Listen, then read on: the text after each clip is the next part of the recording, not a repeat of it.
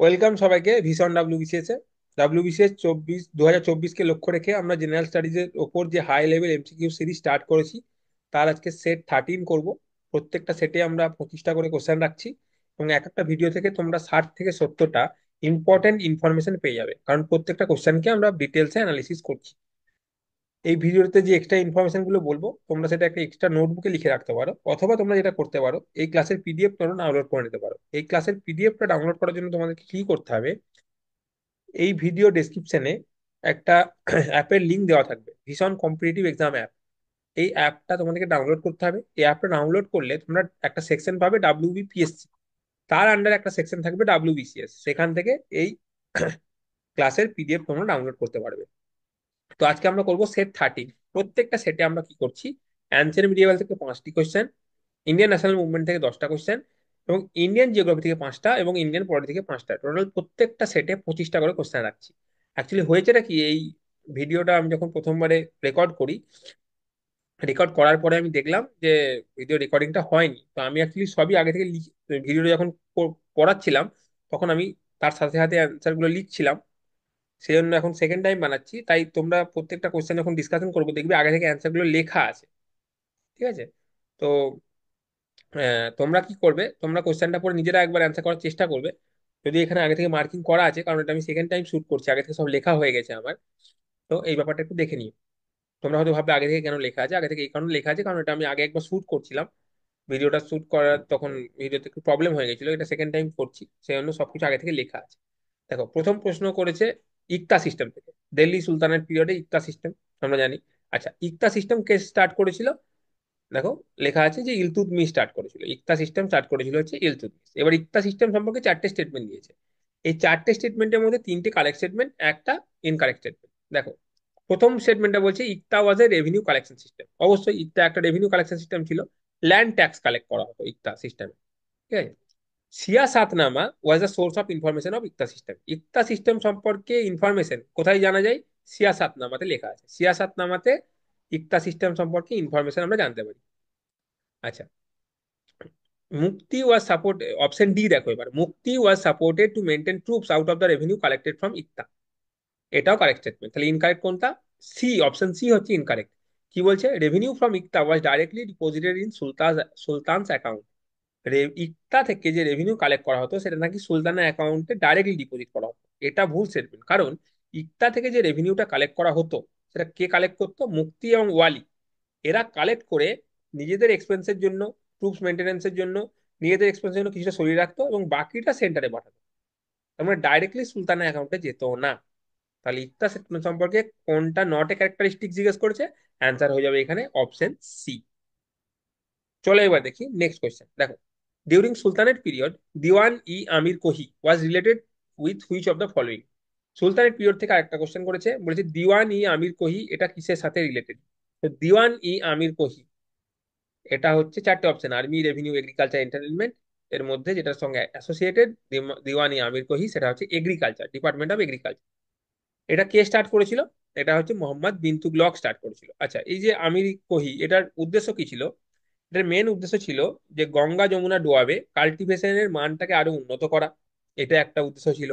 Overall যে production, সেটার মানের উন্নতি ঘটানো, এবং ওভারঅল কাল্টিভেশনের প্রোডাকশনটাকে বাড়ানো, তার মানের গুণগত গুণগত মানকে বাড়ানো। এটাই এটার উদ্দেশ্য ছিল। তো সুলতানের পিরিয়ডে এটা কে স্টার্ট করেছিল? মোহাম্মদ বিন তুগলক। দিওয়ানি আমির কোহি কিসের সাথে রিলেটেড? এগ্রিকালচারের সাথে রিলেটেড। চলো নেক্সট কোয়েশ্চেন। পরের প্রশ্ন বলছে with reference to digging canals for enriching agriculture. এগ্রিকালচারকে এনরিচ করার জন্য যে ক্যানাল ডিগ করা হতো, who among the following is given credit of being the first ruler of the 24th century. এই কনটেক্সটে 14th সেঞ্চুরিতে কোন রুলার প্রথম এটা স্টার্ট করেছিল যে এগ্রিকালচারকে উন্নতি করার জন্য ক্যানাল ডিগ করতো? 4টে অপশন, বলবন, ইলতুৎমিশ, গিয়াসুদ্দিন তুগলক এবং রাজিয়া বেগম। অ্যান্সার হয়ে যাবে গিয়াসুদ্দিন তুগলক। উনি ইরিগেশন প্রজেক্ট স্টার্ট করেছিলেন 14th সেঞ্চুরিতে প্রথম, এবং উনি মেনলি যেটা চেষ্টা করেছিলেন যে যমুনার সাথে ঘগ্গর সুতলেজের একটা কানেক্ট করার চেষ্টা করে, এবং যাতে এগ্রিকালচারটা বিস্তৃত এলাকা জুড়ে হতে পারে, তার জন্য উনি ক্যানাল ডিগ করেছেন। এটা হলো 3 নম্বর কোশ্চেন। পরের প্রশ্নে চলে যাচ্ছি আমরা। দেখো, পরের প্রশ্ন চোলা রুলার সম্পর্কে করা হয়েছে। কি কোশ্চেন? বলছে who among the following Chola rulers is credited to have built a huge artificial lake known as Chola Gangam. এটা আর্টিফিশিয়াল লেক যার নাম হচ্ছে চোলা গাঙ্গানু, যেটা তৈরি করা হয়েছিল চোলা টাইমে। কোন রুলার এটা তৈরি করেছিল? চারটে অপশন, তার মধ্যে অ্যান্সার হয়ে যাবে রাজেন্দ্র। তো চোলা রুলার রাজেন্দ্র চোলা গাঙ্গানু, যেটা হচ্ছে একটা আর্টিফিশিয়াল লেক, এটা তৈরি করেছে। চোলা গাঙ্গানু মানে হচ্ছে গ্যাঞ্জেস অফ দ্য চোলাস। এটা চোলা গাঙ্গানু কোথায় ছিল? চোলাদের যে ওনার যে ক্যাপিটাল ছিল গঙ্গাই কোন্ডা চোলাপুরম, তার নিকট এটা অবস্থিত ছিল। এবং কাবেরী রিভারের একটা ট্রিবিউটারি আছে যার নাম হচ্ছে কোল্লিদাম রিভার। সেই কোল্লিদাম রিভারের কাছে এই চোলা গাঙ্গানু অবস্থিত ছিল। তাহলে চোলা গাঙ্গানু আর্টিফিশিয়াল লেক তৈরি কে করেছিল, কোন চোলা রুলার? অ্যান্সার হয়ে যাবে রাজেন্দ্র। চলো দেখি পরের প্রশ্ন, who was called a slave of a slave? স্লেভের স্লেভ কে ছিল? তো স্লেভ ডাইনাস্টির ফাউন্ডার আমরা জানি কুতুবুদ্দিন আইবক। আইবক নিজে একজন স্লেভ ছিল, উনি একজন ঘুরির স্লেভ কমান্ডার ছিলেন। Late 1990s, 1911, sorry, late 1190s, 1190s এর লাস্টের দিকে আইবক দিল্লিতে ইলতুৎমিশকে কিনেছিল। তাহলে আইবক নিজে একজন স্লেভ ছিল, ইলতুৎমিশ আর একটা স্লেভ তাকে কিনলো, তাহলে ইলতুৎমিশ কে হলো? A slave of a slave হলো। তাহলে who was called a slave of a slave, সেটা হচ্ছে ইলতুৎমিশ। তাহলে অ্যানসিয়েন্ট মিডিয়েভাল থেকে আমি 5টা কোশ্চেন থাকে আমরা জানি, এই 5টা কোশ্চেন আমরা ডিসকাস করলাম। এবার ইন্ডিয়ান ন্যাশনাল মুভমেন্ট থেকে, মডার্ন হিস্ট্রি থেকে 10টা কোশ্চেন আমরা করবো। দেখো, একটা স্টেটমেন্ট দেওয়া আছে এবং এই স্টেটমেন্টটা বলা হচ্ছে কোন মুভমেন্টের সাথে অ্যাসোসিয়েটেড। স্টেটমেন্টটা বলছে I want world sympathy in this battle of right against might. এটা কিসের সাথে অ্যাসোসিয়েটেড? এই যে ব্যাটেল অফ রাইট বলা হচ্ছে, মানে রাইট টু প্রডিউস সল্টের কথা বলা হচ্ছে, লবণ তৈরির অধিকারের কথা বলা হচ্ছে। এগেনস্ট মাইট মানে ব্রিটিশ গভর্নমেন্টের কথা বলা হচ্ছে। তো এটা, এবার তোমরা, আমি এক্সপ্লেনেশনটা দিয়ে দিলাম, সেখান থেকে অ্যান্সারটা বুঝতেই পারছো। এটা হচ্ছে গান্ধীজির ডান্ডি মার্চ। ডান্ডি মার্চে গান্ধীজি কত মাইল হেঁটেছিলেন? 240 মাইলস হেঁটেছিলেন। ডান্ডি মার্চের ইয়ার 1930। তাহলে এই স্টেটমেন্টটা কে দিয়েছিলেন? I want world sympathy in this battle of right against might, স্টেটমেন্টটা দিয়েছিলেন গান্ধীজি। কোন কনটেক্সটে? গান্ধীর ডান্ডি মার্চ কনটেক্সটে দিয়েছিলেন। আচ্ছা, নন কোঅপারেশন মুভমেন্ট আমরা জানি সময়কালটা হচ্ছে 1920 থেকে 1922, এবং চৌরি চৌরা ইনসিডেন্টের ফলে গান্ধীজি নন কোঅপারেশন মুভমেন্টকে উইথড্র করে নেন। ইন্ডিভিজুয়াল সত্যাগ্রহ কখন স্টার্ট হয়? ওয়ার্ল্ড ওয়ার 2 এর পরে। যদি আমরা টাইম কাল দেখি 1940s, এরকম সময়কাল। কুইট ইন্ডিয়া মুভমেন্ট স্টার্ট হয়েছিল 1940, যেটাকে অগাস্ট ক্রান্তিও বলে থাকি, যেখানে স্লোগান ছিল ডু অর ডাই। তাহলে এখানে 4টে অপশনই আমি অ্যানালিসিস করে দিলাম। এবার পরের প্রশ্ন দেখো। পরের প্রশ্নে বলছে, এ দেখো এই কোশ্চেনটা খুব tricky question. The commander in chief of the Indian army during the quit India movement was. Quit India মুভমেন্টের সময় ইন্ডিয়ান আর্মির কমান্ডার ইন চিফ কে ছিলেন? দেখো, কুইট ইন্ডিয়া মুভমেন্ট সময়কাল কখন? 1942। ওই সময়ে তোমরা যদি, আমি তোমাকে বারবার বলেছি স্পেকট্রাম বুকের লাস্টের দিকে যে ভাইসরয় গভর্নর জেনারেলের যে লিস্ট আছে, সেই গভর্নর জেনারেলদের টাইম কার্ডটা তোমরা সবসময় মনে রাখবে। টাইম কার্ডটা তোমরা যদি মনে রাখো, তাহলে কুইট ইন্ডিয়া মুভমেন্টের সময় ভাইসরয় কিন্তু ছিলেন লর্ড লিলিথগো। তো ভাইসরয় কিন্তু জিজ্ঞেস করেন, কোশ্চেনে জিজ্ঞেস করছে ইন্ডিয়ান আর্মির কমান্ডার ইন চিফ কে ছিলেন। তো কমান্ডার ইন চিফ ছিলেন লর্ড ওয়েভেল। লর্ড ওয়েভেল অবশ্যই পরবর্তীকালে ইন্ডিয়ার ভাইসরয় হয়, সেটা টাইম কাল হচ্ছে 1943 থেকে 47। কিন্তু কুইট ইন্ডিয়া মুভমেন্টের সময় কমান্ডার ইন চিফ ছিলেন লর্ড ওয়েভেল, এবং সেই সময় ভাইসরয় ছিলেন লর্ড লিলিথ। আচ্ছা, কুইট ইন্ডিয়া মুভমেন্ট আমরা জানি ক্রিপস মিশনের ফেলিয়ার হওয়ার পরে 8 অগস্ট 1942-তে কুইট ইন্ডিয়া মুভমেন্ট স্টার্ট হয়। 1942-এ ক্রিপস মিশন যখন ফেল হয়ে গেল, তারপরে Gandhiji quit India movement launch করেছিলেন। তো কুইট ইন্ডিয়া মুভমেন্টের সময় কমান্ডার ইন চিফ ছিলেন লর্ড ওয়েভেল, সেই সময় ভাইসরয় ছিলেন লর্ড লিটন। এবার লর্ড ওয়েভেল সম্পর্কে আমরা একটু জেনে নিই। লর্ড ওয়েভেলের টাইমে ইম্পর্টেন্ট ইভেন্ট যেটা হয়েছিল, সেটা একটা হচ্ছে সিমলা কনফারেন্স 1945-এ। উনি ওয়েভেল প্ল্যানও দিয়েছিলেন। আচ্ছা, লিন লিথগো তো বললাম সেই টাইমের ভাইসরয় ছিলেন। আর লর্ড মাউন্টব্যাটেন সম্পর্কে আমরা একটা কথা বলি, উনি ছিলেন ইন্ডিয়ার লাস্ট ভাইসরয় এবং first governor general of independent India. তো এখানেও আমরা অপশনগুলো ভালোভাবে অ্যানালিসিস করে নিলাম। এবার চলো পরের প্রশ্ন দেখি। হু among the following had demanded first the Dominion status for India? যে অপশন আছে তার মধ্যে বলছে প্রথম ভারতের জন্য ডোমিনিয়ন স্ট্যাটাস কারা চেয়েছিলেন, কারা ডিমান্ড করছে? 4টে অপশন, তার মধ্যে অ্যান্সার হয়ে যাবে স্যার তেজ বাহাদুর সাপ্রু অ্যান্ড এ মায়ের জায়াকার। এনারা ভারতের জন্য প্রথম ডোমিনিয়ন স্ট্যাটাসের দাবি জানিয়েছিলেন। আচ্ছা, আমরা পরে একটা কোশ্চেনে তেজ বাহাদুর সাপ্রু সম্পর্কে একটু ডিটেলসে জানবো। এই কোশ্চেনে এম আর জয়কার সম্পর্কে একটু ডিটেলসে জেনে নিচ্ছি। দেখো, এনারা দুজনেই, তেজ বাহাদুর সাপ্রু এবং জয়কার, দুজনেই লিবারেল পার্টির সদস্য ছিলেন। এবং এনাদের রোল ছিল, নেহরু রিপোর্ট বানানোর ক্ষেত্রে এনাদের রোল ছিল, এনারা রাউন্ড টেবিল কনফারেন্সে পার্টিসিপেট করেছিলেন। আচ্ছা, এম আর জয়াকার ছিলেন পুনা ইউনিভার্সিটির ফার্স্ট ভাইস চ্যান্সেলর হিসাবে উনি নিযুক্ত হয়েছিলেন। তো পুনা ইউনিভার্সিটির ফার্স্ট ভাইস চ্যান্সেলর ছিলেন এম আর জয়াকার। উনি স্বরাজিস্ট পার্টির সদস্য ছিলেন। এবং ওনার একটা অটোবায়োগ্রাফি আছে, উনি অটোবায়োগ্রাফি লিখেছিলেন, তার নাম হচ্ছে the story of my life. এবার তোমাকে এইভাবে প্রশ্ন আসতেই পারে, the story of my life, এই অটোবায়োগ্রাফিটা কে লিখেছে? অ্যান্সার হয়ে যাবে এম আর জয়াকর। তো একটা কোশ্চেন যখন আমরা পড়ছি, তোমাকে মাথায় রাখতে হবে আমরা শুধুমাত্র সেই কোশ্চেনের অ্যান্সারটা জানার চেষ্টা করছি না, আমরা অ্যাজ এ হোল সেটাকে নিয়ে ডিসকাশন করছি, যাতে ওই রিলেটেড অন্য কোনো কোশ্চেন এলেও তোমরা সেটাকে ট্যাকেল করতে পারো। পরে প্রশ্ন দেখো, by hmm the quit India resolution was moved in the Bombay session of the Congress in the year 1942। 1942 এর বোম্বে সেশনে কুইট ইন্ডিয়া রেজলিউশন কে মুভ করেছিল? তো কুইট ইন্ডিয়া মুভমেন্ট বোম্বে সেশনে কোন কংগ্রেস লিডার মুভ করেছিলেন? অ্যান্সার হয়ে যাবে জওহরলাল নেহরু। পরের প্রশ্ন দেখো, দেখো চারটে ইভেন্ট বলা আছে, ঠিক আছে? চারটে ইভেন্টকে ক্রোনোলজিক্যালি তোমাকে সাজাতে হবে। কোশ্চেনটা একটু ডিফিকাল্ট, তার কারণ চারটি ইভেন্টে কিন্তু 1931-এ হয়েছে। দেখো তোমরা দেখতে পাচ্ছ স্ক্রিনে, আমি অলরেডি লিখে রেখেছি। গান্ধী আরউইন প্যাক্ট হয়েছিল 5 মার্চ 1931-এ হয়েছিল। ভগৎ সিং এর এক্সিকিউশন হয়েছিল 23 মার্চ 1931। ভগৎ সিং, সুখদেব এবং রাজগুরু।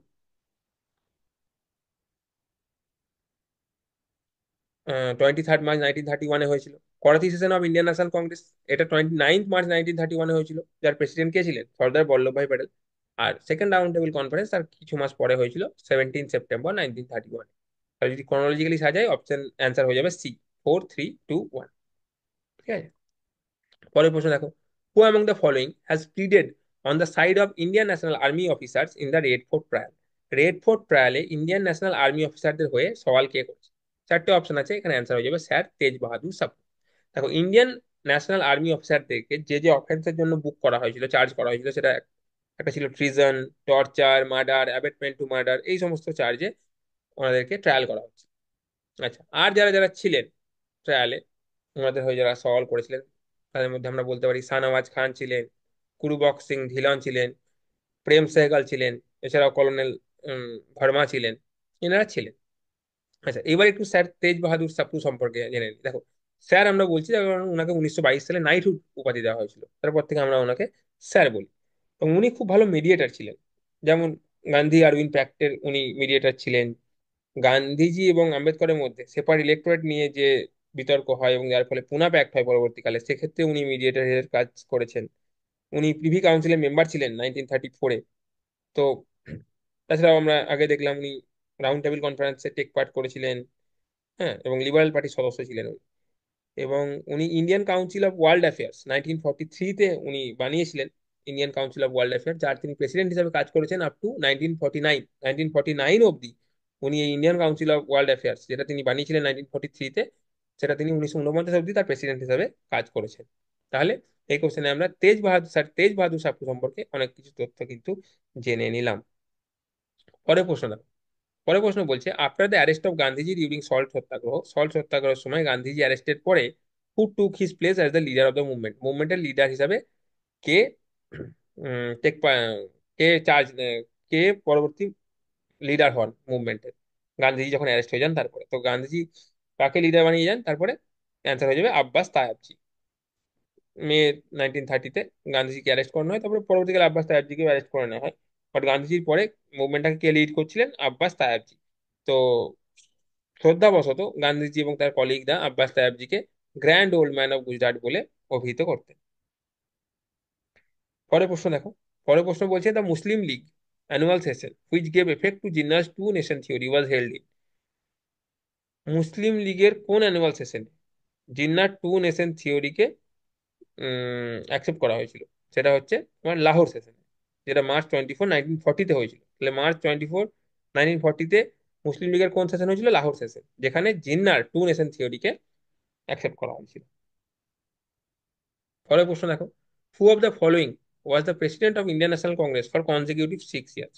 পরপর 6 বছর ধরে ইন্ডিয়ান ন্যাশনাল কংগ্রেসের প্রেসিডেন্ট কে ছিলেন? চারটা অপশন আছে, এর মধ্যে অ্যান্সার হয়ে যাবে আবুল কালাম আজাদ। 1940 থেকে 1946, সেই সময় দ্বিতীয় বিশ্বযুদ্ধ চলছিল। তো সেই সময় পরপর 6 বছর ইন্ডিয়ান ন্যাশনাল কংগ্রেসের প্রেসিডেন্ট হিসেবে ছিলেন মৌলানা আবুল কালাম আজাদ। আচ্ছা, মৌলানা আবুল কালাম আজাদ ইন্ডিয়ান ন্যাশনাল কংগ্রেসের ইয়াংগেস্ট প্রেসিডেন্টও ছিলেন।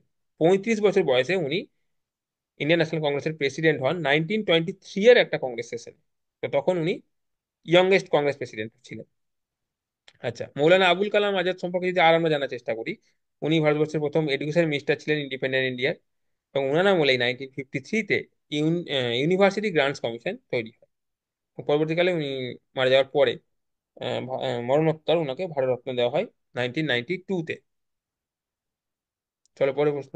The national leader who was elected president or speaker of the central legislative assembly 1925 was. Central legislative অ্যাসেম্বলিতে 1925 সালে কাকে স্পিকার হিসাবে ইলেক্ট করা হয়? চারটে অপশন আছে, এর মধ্যে অ্যান্সার হয়ে যাবে ভিত্তল ভাই প্যাটেল। তো ভিত্তল ভাই প্যাটেল 1925-এ সেন্ট্রাল লেজিসলেটিভ অ্যাসেম্বলি স্পিকার ছিলেন। উনি যে পার্টির সঙ্গে অ্যাসোসিয়েটেড ছিলেন তার নাম হচ্ছে স্বরাজ পার্টি। তার নাম হচ্ছে স্বরাজ পার্টি। তা স্বরাজ পার্টির দুজন মেন লিডার যারা ছিলেন সেটা আমরা জানি। একজন ছিলেন চিত্তরঞ্জন দাস এবং আরেকজন ছিলেন মতিলাল নেহেরু। আরেকজন এখানে জেনে নিলাম যে কে ছিলেন আরেকজন মেম্বার, ভিত্তল ভাই প্যাটেল। তা ইন্ডিয়ান ন্যাশনাল মুভমেন্ট থেকে 10টা কোশ্চেন আমরা দেখলাম। এবার আমরা জিওগ্রাফি থেকে 5টা কোশ্চেন দেখবো। দেখো চারটে অপশন আছে, বলছে কোনটা কারেক্টলি ম্যাচ নয়। দেখো প্রথম যে অপশন আছে, প্রথম যে সিটিটা আছে ডেট্রয়েট, সেটা হচ্ছে ইউএসএ তে, এটা অটোমোবাইলস এর জন্য বিখ্যাত। দ্বিতীয় যেটা আছে দেখো ম্যাগনিটো গর্স্ক, এটা হচ্ছে রাশিয়ার একটা সিটি, এটা আয়রন অ্যান্ড স্টিলের জন্য বিখ্যাত। সি তে অপশনে থাকে জোহানেসবার্গ। জোহানেসবার্গ কোথায়? সাউথ আফ্রিকা, এটা আমি জানি। এটা কিন্তু গোল্ড মাইনিং এর জন্য। কিন্তু বির্মিংহাম যেটা হচ্ছে ইউকে, ইংল্যান্ডে আছে, এটা এটা কিন্তু এখানে এটা কিন্তু শিপ বিল্ডিং এর জন্য বিখ্যাত নয়, এটা মেনলি মেটাল ওয়ার্কের জন্য বিখ্যাত এবং ম্যানুফ্যাকচারিং এর জন্য বিখ্যাত। তাহলে নট কারেক্টলি ম্যাচ বলেছে, তাহলে অপশন হয়ে যাবে, অ্যান্সার হয়ে যাবে অপশন ডি। পরের প্রশ্ন দেখো, bauxite is an or of, এরকম ওর থেকে কিন্তু প্রশ্ন আমরা দেখতে পাই। তাহলে বক্সাইট কিসের ওর? অ্যালুমিনিয়ামের ওর। দেখো বক্সাইট একটা সেডিমেন্টারি রক। আচ্ছা, এই প্রসঙ্গে একটা প্রসেসের নাম হচ্ছে বেয়ার প্রসেস। এই বেয়ার প্রসেস কে সাথে অ্যাসোসিয়েটেড? বক্সাইট রিফাইনিং প্রসেসের সাথে। এটা হচ্ছে একটা বক্সাইন রিফাইনিং প্রসেস। তো এই প্রসেসের নাম দিয়ে বলবে এটা দিয়ে কি রিফাইন করা যায়, এভাবে একটা প্রশ্ন দিতে পারে। পরের প্রশ্ন দেখো, the largest producer of silver in the world is. বিশ্বের মধ্যে লার্জেস্ট সিলভার প্রডিউসার কি? দেখো যে চারটে অপশন আছে এরা কিন্তু one of the largest silver producer, মানে চিলিও one of the largest producer, চায়নাও one of the largest producer, Mexico তো সব থেকে লার্জেস্ট প্রডিউসার এবং পেরুও one of the largest producer. তো চারটে যে অপশন আছে এরা one of the largest producer. তাদের মধ্যে সব থেকে বেশি কে লার্জেস্ট প্রডিউসার যদি লার্জেস্ট বলে তাহলে মেক্সিকো। কিন্তু তাছাড়া এমনি যদি নর্মালি দেখি মেক্সিকো, চায়না, চিলি, পেরু চারজনেই কিন্তু one of the largest producer আমরা বলতে পারি। আর চারটের মধ্যে যদি আমাকে বাঁচতে হয় সেক্ষেত্রে লার্জেস্ট প্রডিউসার হয়ে যাবে মেক্সিকো। সিলভার ইন ওয়ার্ল্ডের রেসপেক্টে ইন্ডিয়া কিন্তু সিলভারে খুব একটা প্রডিউস করে না। ওয়ার্ল্ডের রেসপেক্টে যদি আমরা দেখি পার্সেন্টেজ ওয়াইজ ইন্ডিয়া খুব একটা নেই, কিন্তু শুধুমাত্র যদি ইন্ডিয়ার কনটেক্সটে আমরা দেখি তাহলে ইন্ডিয়াতে একটা জাওয়ার মাইন্স আছে রাজস্থানের উদয়পুর ডিস্ট্রিক্টে, সেটা সিলভার প্রোডাকশনের জন্য বিখ্যাত। ওখানে as a by product silver পাওয়া যায়। আচ্ছা, এবার পরে প্রশ্ন দেখো, Kalgoorlie situated in Australia is famous for. দেখো কোশ্চেন থেকে একটা জিনিস তুমি জেনে যাচ্ছ যে কালগুরলি কোথায় অবস্থিত, সেটা হচ্ছে অস্ট্রেলিয়া। এটা কিসের জন্য বিখ্যাত? চারটে অপশন আছে, gold production, good climate, education, poultry. এটা হচ্ছে গোল্ড প্রোডাকশনের জন্য এটা বিখ্যাত। দেখো পরের প্রশ্ন বলছে which fruit is not tropical. চারটে কোশ্চেন, চারটে অপশন আছে, তার মধ্যে কোনটা ট্রপিক্যাল ফ্রুট নয়? তো অ্যাপেল, অ্যাপেল হচ্ছে ট্রপিক্যাল ফ্রুট নয়। তাহলে অ্যাপেল কি ফ্রুট? অ্যাপেল হচ্ছে টেম্পারেট ফ্রুট। এই টেম্পারেট ফ্রুট মেনলি কুল এবং মডারেট ক্লাইমেটে গ্রো করে। এবং এটা মেনলি তাহলে কুল এবং মডারেট ক্লাইমেট কোথায় পাওয়া যায়? ইউরোপ, নর্থ আমেরিকা এবং এশিয়ার কিছু পার্টে অবশ্যই পাওয়া যায়। তো অ্যাপেল হচ্ছে একটা টেম্পারেট ফ্রুট। আর বাকি যে তিনটে অপশন আছে ওয়ালনাট, কোকোনাট, ক্যাসিউ নাট, এইগুলো হচ্ছে ট্রপিক্যাল ফ্রুটস। এই ট্রপিক্যাল ফ্রুটস মেনলি ওয়ার্ম এবং হিউমিড ক্লাইমেটে গ্রো করে। ওয়ার্ম এবং হিউমিড ক্লাইমেটে গ্রো করে। তাহলে ট্রপিক্যাল ফ্রুট যেগুলো ওয়ালনাট, কোকোনাট, ক্যাসিউ নাট, এগুলো কোথায় পাওয়া যাবে? Mainly mainly Africa, south America এবং সাউথ ইস্ট এশিয়ায় পাওয়া যাবে। আচ্ছা, এবার আপেল একটু যদি আমরা ইন্ডিয়ার কন্টেক্সটে দেখে নিই, মেনলি ইন্ডিয়াতে কোথায় কোথায় আপেল পাওয়া যায়? মেনলি জম্মু কাশ্মীর, হিমাচল প্রদেশ এবং উত্তরাখণ্ডে আপেল পাওয়া যায়। এবং এই তিনটে জায়গায় ইন্ডিয়ার 99% আপেল এই তিনটে জায়গা থেকে আসে। আর যদি আমরা ওয়ার্ল্ডের রেসপেক্টে আপেল দেখি তাহলে ওয়ান অফ দ্য লার্জেস্ট, যদি টপ কান্ট্রি দেখি আপেলের, আপেল প্রোডাকশনে, তাহলে চায়না, ইউএসএ এরাই হচ্ছে one of the largest producer যেখানে আপেল গ্রো হয় বেশি করে। আচ্ছা, তাহলে 5টা কোয়েশ্চেন আমরা দেখে নিলাম জিওগ্রাফি থেকে। এবার আমরা 5টা কোয়েশ্চেন পলিটি থেকে দেখি। দেখো প্রথম প্রশ্ন দেখো, how can the president spend from contingency fund. দেখো তোমাদেরকে মেনলি তিনটে ফান্ড সম্পর্কে পড়তে হবে: consolidated fund of India and states, contingency fund এবং পাবলিক অ্যাকাউন্টস অফ ইন্ডিয়া। দেখো, যদি আমরা কনসলিডেটেড ফান্ড অফ ইন্ডিয়া থেকে কোনো টাকা তুলতে চাই, তাহলে কিন্তু পার্লামেন্টের আগে অ্যাপ্রুভাল নিতে হবে। পার্লামেন্টের অ্যাপ্রুভাল ছাড়া কনসলিডেটেড ফান্ড অফ ইন্ডিয়া থেকে 1 টাকাও তোলা যাবে না। কিন্তু কন্টিনজেন্সি ফান্ড, এটা কি আপদকালীন ফান্ড, তো আপদকালীন ফান্ড থেকে প্রেসিডেন্ট পার্লামেন্টের পারমিশন নেওয়ার আগেই টাকা তুলতে পারে। কিন্তু টাকা তুলে নেওয়ার পরে পরবর্তীকালে পার্লামেন্টের পারমিশন নিতে হবে, কিন্তু টাকা তোলার আগে পার্লামেন্টের পারমিশন নেওয়ার দরকার নেই। তাহলে অপশন এখানে অ্যান্সার হয়ে যাবে C, before authorization of parliament. পার্লামেন্টের অথরাইজেশন আগেই প্রেসিডেন্ট কন্টিনজেন্সি ফান্ড থেকে টাকা তুলতে পারে, কিন্তু টাকা তুলে নেওয়ার পরে কিন্তু পার্লামেন্টের অ্যাপ্রুভাল লাগবে। এই কনটেক্সটে আমি তোমাদেরকে একটা হোমওয়ার্ক দিচ্ছি। তোমরা কি করবে, ভিডিওটা দেখার পরে আর্টিকেল 266 অফ ইন্ডিয়ান কনস্টিটিউশন এবং আর্টিকেল 267 অফ ইন্ডিয়ান কনস্টিটিউশন, এই দুটো আর্টিকেল পড়বে। এই দুটো আর্টিকেল পড়লে তোমরা কন্টিনজেন্সি ফান্ড, কনসলিডেটেড ফান্ড এবং পাবলিক অ্যাকাউন্টস অফ ইন্ডিয়া সম্পর্কে ডিটেলসটা পেয়ে যাবে। এটা আমি তোমাদেরকে হোমওয়ার্ক দিলাম, এটা তোমরা পড়বে। পরের প্রশ্ন দেখো, members of the council of states are elected by, council of states মানে রাজ্যসভা, বলছে রাজ্যসভার এমপি মানে, রাজ্যসভার মেম্বার মানে এমপি। আমরা রাজ্যসভার মেম্বাররা কিভাবে ইলেক্ট হয় এটা বলছে। আচ্ছা, রাজ্যসভার এমপিরা কি ডাইরেক্টলি ইলেক্ট হয়? না, people of India directly vote দেয় না, তাহলে ইলেকশনটা হয় ইনডাইরেক্ট। দে আর ইনডাইরেক্টলি ইলেক্টেড। কারা ইলেক্ট করে? স্টেটের যারা MLA, member of legislative assembly, elect করে হচ্ছে রাজ্যসভার মেম্বারদেরকে। এবং প্রেসিডেন্সিয়াল ইলেকশনে যেরকম সিস্টেম ফলো হয়, সেটা হচ্ছে প্রপোর্শনাল রিপ্রেজেন্টেশন সিস্টেম এবং সিঙ্গেল ট্রান্সফারেবল ভোট, সেই পদ্ধতি এই ইলেকশনে মানা হয়। তাহলে কোশ্চেন করেছে members of council of states are elected by, answer হয়ে যাবে A, members of legislative assembly of states. স্টেটের এমএলএ রা রাজ্যসভার এমপিদেরকে ইলেক্ট করে। তার মানে রাজ্যসভার এমপিরা ইনডাইরেক্টলি ইলেক্ট হয় proportional representation system, single transferable ভোটের মাধ্যমে। পরের প্রশ্ন দেখো, which of the following is a parliamentary committee relating to delegation of power to make rules and regulation to the executive. এই নিম্নলিখিত 4টি পার্লামেন্টারি কমিটির মধ্যে কোন parliamentary committee is related to delegation of power to make rules and regulation to the executive? শুধুমাত্র rules এবং regulation নয়, by law, schemes, এগুলো আছে। তো অ্যান্সার হয়ে যাবে কমিটি অন সাবঅর্ডিনেট লেজিসলেশন। কি হয়ে যাবে? Option B, committee on subordinate legislation. এবং দুটো হাউসেই এই কমিটি অন সাবঅর্ডিনেট লেজিসলেশনে 15 জন করে মেম্বার জেনারেলি থাকে। এবং এই কমিটির যদি মিটিং হতে হয়, তাহলে মিনিমাম 5 জনকে উপস্থিত থাকতে হবে। মানে কোরাম হচ্ছে 5 জন, 5 জন মেম্বার উপস্থিত না থাকলে, মিনিমাম 5 জন উপস্থিত না থাকলে কিন্তু এই কমিটির মিটিং হবে না। এটা তো অ্যান্সার হয়ে গেল অপশন বি। চলো এবার পরের প্রশ্ন দেখে দিই। পরের প্রশ্ন বলছে দ্য রাজ্যসভা কনসিস্ট অফ, মানে রাজ্যসভার কম্পোজিশন নিয়ে প্রশ্ন করেছে। রাজ্যসভাতে টোটাল কতজন মেম্বার থাকে এটা নিয়ে প্রশ্ন করছে। আর্টিকেল 80 অফ ইন্ডিয়ান কনস্টিটিউশন, তোমরা যদি চেক করো আর্টিকেল 80-তে কিন্তু রাজ্যসভার কম্পোজিশন সম্পর্কে বলা আছে। কি বলা আছে?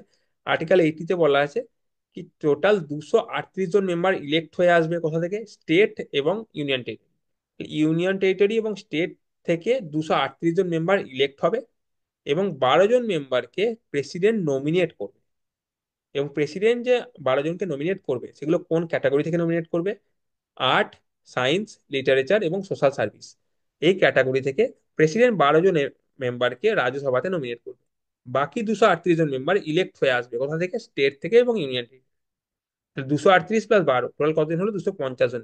তাহলে অপশন হয়ে যাবে, মানে অ্যান্সার হয়ে যাবে অপশন সি। অপশন সিতে কি বলা আছে? 250 মেম্বার্স, অফ হুইচ 12 মেম্বার্স আর nominated by the president of India. Total member হচ্ছে 250 জন, যার মধ্যে 12 জন নমিনেট হয়ে আসবে প্রেসিডেন্ট দ্বারা। কোন কোন ক্যাটাগরি থেকে? Art, science, literature, social service. এবং বাকি যে 238 জন মেম্বার, তারা ইলেক্ট হয়ে আসবে স্টেট এবং ইউনিয়ন টেরিটরি থেকে। চলো পরে প্রশ্ন দেখি, এটা লাস্ট প্রশ্ন আজকে। কোয়েশ্চেনটা কি বলছে? In which article of the constitution of India was the provision for reservation of schedule caste in Lok Sabha made? লোকসভাতে শিডিউল কাস্টের রিজার্ভেশন কোন আর্টিকেলে বলা আছে? তো এখানে অ্যান্সার হয়ে যাবে আর্টিকেল 330। আর্টিকেল 330-তে লোকসভাতে শিডিউল কাস্ট রিজার্ভেশনের কথা বলা আছে।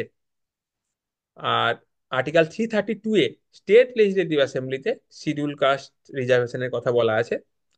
আচ্ছা, বাকি যে দুটো অপশন আছে আর্টিকেল 331 এবং 333, এই দুটো হচ্ছে অ্যাংলো ইন্ডিয়া রিপ্রেজেন্টেশন নিয়ে বলা আছে। আর্টিকেল 331-এ বলা আছে যে অ্যাংলো ইন্ডিয়ানের রিপ্রেজেন্টেশনের কথা লোকসভাতে, এবং আর্টিকেল 333-তে অ্যাংলো ইন্ডিয়ানের রিপ্রেজেন্টেশন স্টেট লেজিসলেটিভ অ্যাসেম্বলিতে, এটা বলা আছে।